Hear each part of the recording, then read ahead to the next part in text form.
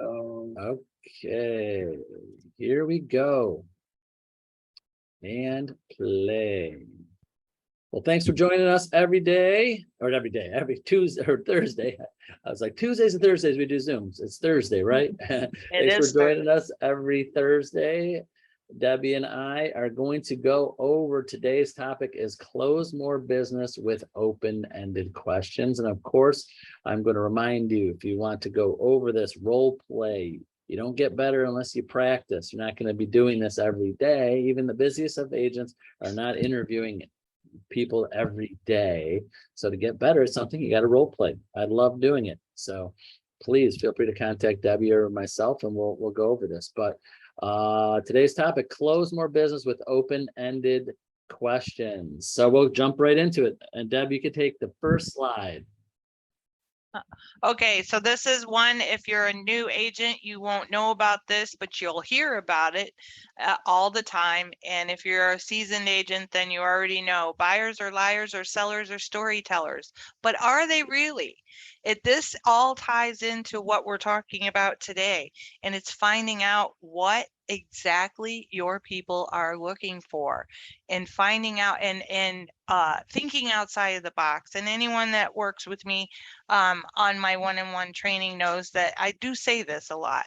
Sometimes you have to think outside the box, especially when you're trying to find working with buyers, right? Because it all goes hand in hand with what questions you're asking them.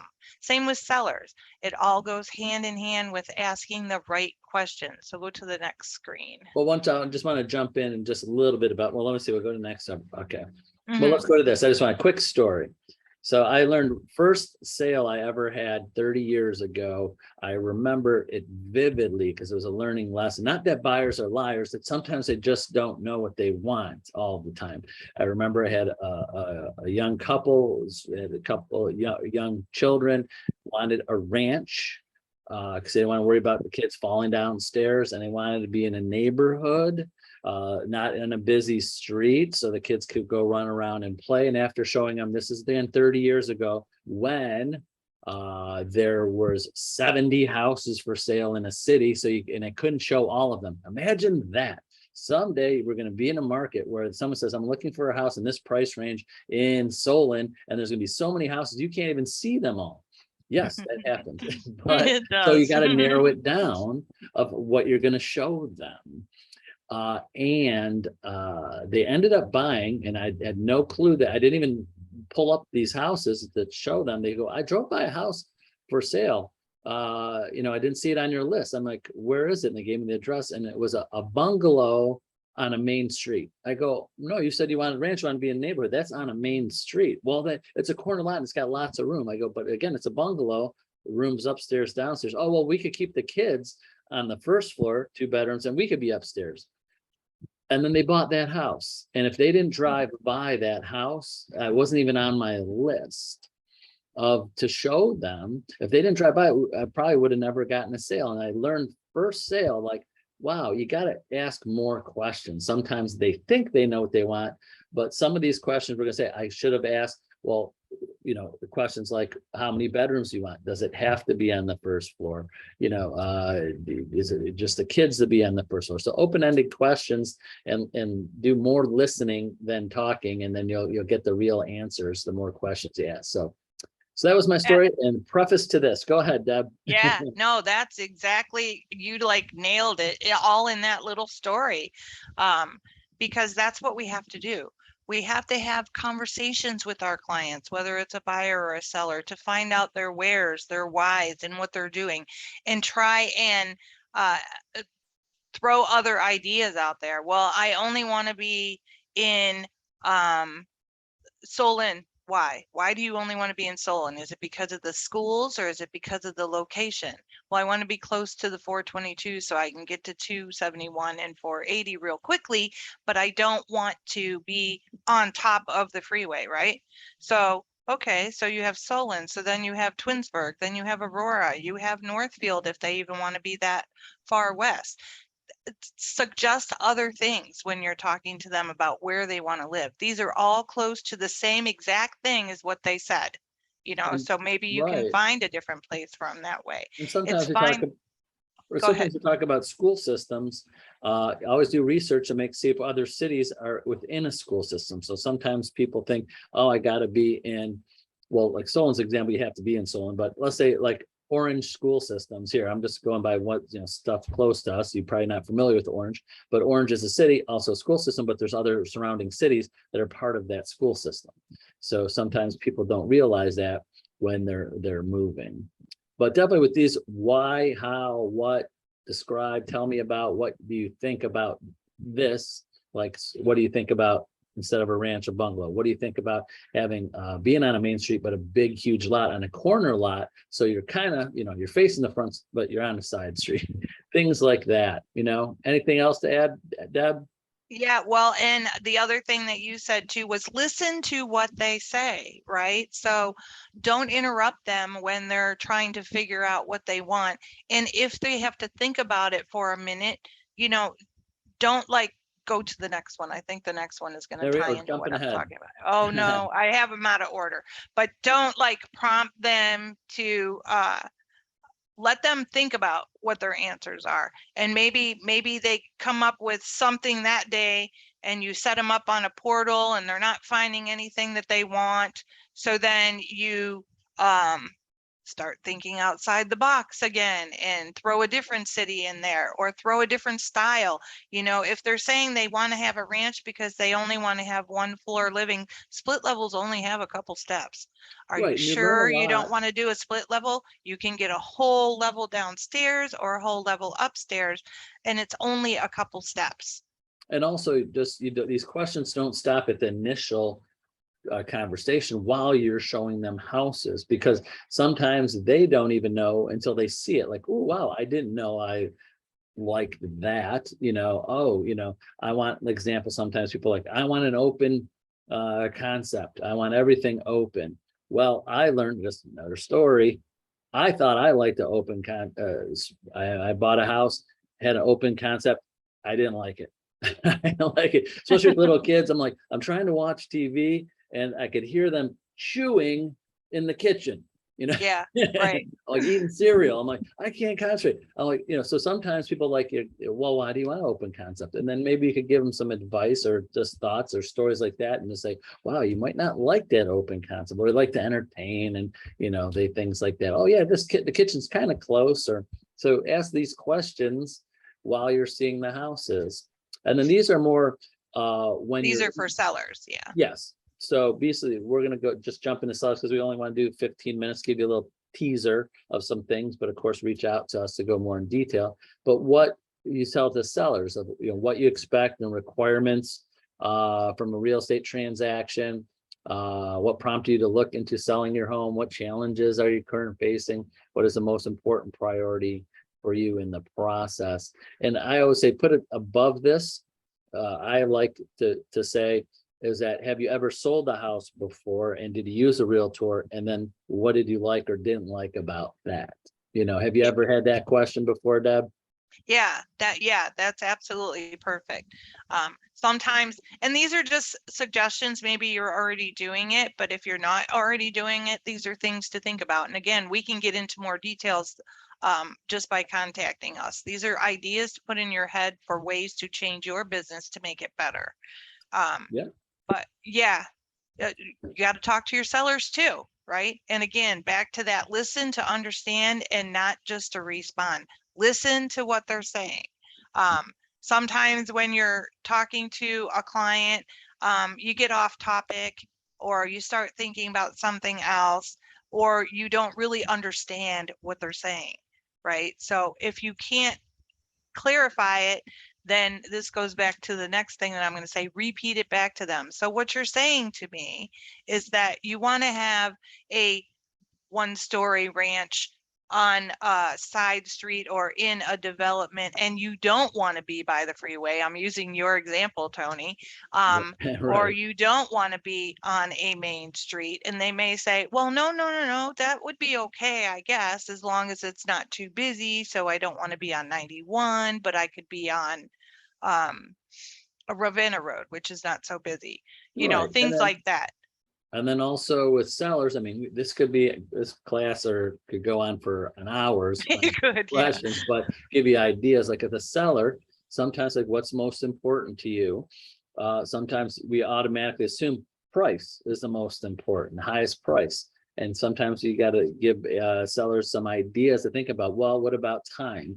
Someone might give you the same price, but a highest price, just $1,000 more, but they want to move in 30 days and you have to find a new place. So maybe someone might be a little bit lower.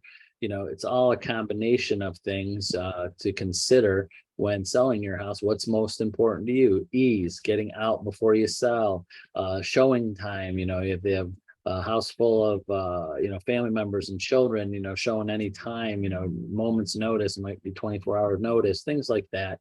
So I mean, we have a whole list of, this is just to give you a little teaser and ideas, but reach out to Debbie or myself and we have like a complete list of questions to ask sellers and buyers too. And buyers, yes, I do. I have a Exactly. couple different buyer questionnaires. I also have suggestions on buyer consultation things and stuff. But here's a little bit of tips if you wanted to screenshot this of things that you can do and don't do. And like I said before, don't lead the people and don't prompt them. Let them tell you what they want. Don't like try and analyze exactly the first thing that they say and run with that. You want Right. to talk it out and see if there's other options that you can do for them. Here's what's going to happen if you do that. You're creating a relationship with your client, right? Which is what we want to do. We want to create a relationship with our client so that they trust us and they say, wow, this person really is trying to understand my needs and my wants. This is awesome. And then when you do fulfill their needs and their wants that way, they're going to be so much more happier. You're going to get referrals because they're going to talk about you to other people. They're going to say, this person explained all the documents to me, because maybe that was one of their fears. They Right. don't know what the paperwork's like, right? So if you Exactly. do a buyer's consultation and you explain the whole entire purchase contract and what the documents are that they're going to be signing, when there's no stress involved because you're not looking at a house and not ready to write an offer yet, they will understand the process. And then when you do go to find the house, and maybe this is one of those multiple offer situations and you got to write that offer in 10 minutes, it won't be so bad because you've already Exactly. discussed all this stuff with your buyer. So they're like, oh yeah, that's right. We talked about this. Okay, so this is how we're filling this out. It will go that much quicker. If Right. you're waiting to the very last minute to do things and to discuss things with your client, you're going to be confused and frustrated. They're going to be confused and frustrated, and they're not going to understand the urgency of everything. So And have the listening, conversations. yeah, the listening thing is, it's hard to be. It's still hard to this day for me to listen more than I talk, and it's still hard for me not to lead people because I'm trying to jump ahead. I do that. I'm OCD, ADD, and I'm trying to jump to the conclusion faster and push them along. And also too, especially the new agents and even existing agents, don't put your opinions on things. There's another quick story. I learned that right away. I remember walking into a house I thought that was a terrible house. And I walked in, I remember saying to the client, like, oh, I'm so sorry. We came here. I should have looked at the pictures before. I just was in your price range and I'm sorry. We don't have to walk through the whole house if you want. Like, no, we want to walk through. And they bought that house. So before Yeah. walking in the door, I said, sorry, this is not the house for you. And I put my opinion because I didn't like that house. It's not that and I was putting my opinion, like, who would want to live in this house? I'm sorry, you're going to have clients that move into houses that you were like, oh my God, I would never want to live in this house. And you got to make sure you don't put your own, 2 cents in. Yeah, that's perfect. I do tell new agents that, especially when I'm walking them through a CMA, which I will do with you if you want to. It doesn't matter if you're new or old. If you need help trying to figure something out, I'm more than happy to help you. But I'm also going to remind you when you're looking at those houses, especially for buyers, right? Right. It's not your taste, it's theirs. So maybe they do want this fixer upper. Maybe Right. they don't. Maybe they want move-in ready, And then but on the you'll other side, the sellers, there's very, please, especially new agents, if you're going against a listing, please call Debbie or myself. We'll give you some talking points on how to say things in better ways to not insult yes. your sellers. Like an example, talking to a seller, decluttering their house. They might not think their house is cluttered, but it is. I'm like, sorry, you know, sorry, Mr. or Mrs. Seller, I can't even see your kitchen counter. You know, I don't even know what color it is, you know? So you gotta declutter, and basically, and also like family photos. One other thing we say is like sellers, you can't have family photos everywhere. You got to minimize them because it's hard for buyers to picture themselves in there. Again, agents, even the most experienced agent, well, not most experienced, like successful agents over the last few years, if you've been in the business less than 10 years, you really haven't had a full exposure. I'll just say 10 years. So there's some very successful agents out there. If you're watching and you go like, I'm successful, I'm doing this and I'm doing that, and I've been in the business 8 years, 9 years, 10 years, you still haven't had all the skills because you haven't been in a market when there's 70 houses for sale, and you got to make this your house look good because there's only 30 buyers coming in the next 3 months. So you got to make this house look perfect. You know, and so if you have, there's been times where there's 10 bungalows for sale on 2 streets that are identical, and there's only 5 buyers coming in the next 3 months, 6 months. How are you going to make it look better? You know, so they could picture themselves in the house, moving furniture around, decluttering, taking family photos so they could picture themselves. So there's talking points. So, all right, go over the 3Ds. The 3Ds is what I tell everybody: the declutter, depersonalize, and oh shoot. What's the third one? Oh no. Declutter, depersonalize, and deep clean. So when you're talking to your people, yeah, right. Especially, and you can say it that way. So it almost sounds like you're a robot, but sometimes when you're talking to a seller and you really don't want to insult them, you're just going to say it. So we're just going to talk about ways to stage your home, the declutter, the depersonalize, the deep clean, you know, and then say it that way. And then it gives you a segue into talking about those things. I remember one time I had a listing appointment at some sort of very low end house in like downtown Akron. And, you know, I felt so bad for these people, but I actually paid to have their house cleaned for them because they just didn't have any money. I just cleaned, and just again in a nice way to say, you know, you always want every house, no matter, and I'd say this to them, no matter how house, it could be $1 million house, you still get it clean because people want to smell like clean, you know? Yeah. So and you know, try to make them feel better. So I'm not doing it because your house is dirty. We do it for all houses. You know, that's kind of what it is. All right, so we don't go too long, let's go over some of the classes coming up, some free CE classes. Yeah, so I got a little bit more information about them. So Hush's classes right there, you can see you can register for his at his website. I have it on there, Tony, so I don't forget the name of it this time. And then I also have some information about Mike Ferrante's classes. His classes, the one that says register, the in-person one, that is his Akron Cleveland Association class. So that's in person. So if you ever see a Mike Ferrante class and it says in person, it's probably going to be at ACAR's office, which is down in Broadview Heights there. So you can't click on these links, obviously, because we're in a Zoom, but you can reach out to us and we can send them to you. So there's we got some all the way up to November right now. So, and the core law, if anybody who's been paying attention, moved. We moved that, you know, a week later because it was on October 5th.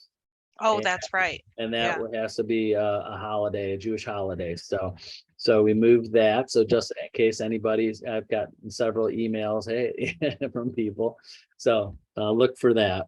And last slide of today is. This is the cutest one I think I've found so far. I mean, come on. You are appreciated s'more than you know, and you make a little s'more and you give it to your person. How cute is that? Right. You know, it's fall. Fall is coming up, right? Yeah. So it's, you know, it's campfire and some more season coming up. Campfires and s'mores, absolutely. Or even if you're doing s'mores in your fireplace in your house too. That's true. Well, hey, thanks for joining us today, everyone. And we'll be back next Thursday with more great information. Remember, reach out to Debbie or myself if you need anything, and we'll set up some time to go over all this one-on-one. So that's it. Well, thanks for everything, Deb. Bye-bye now. Bye-bye.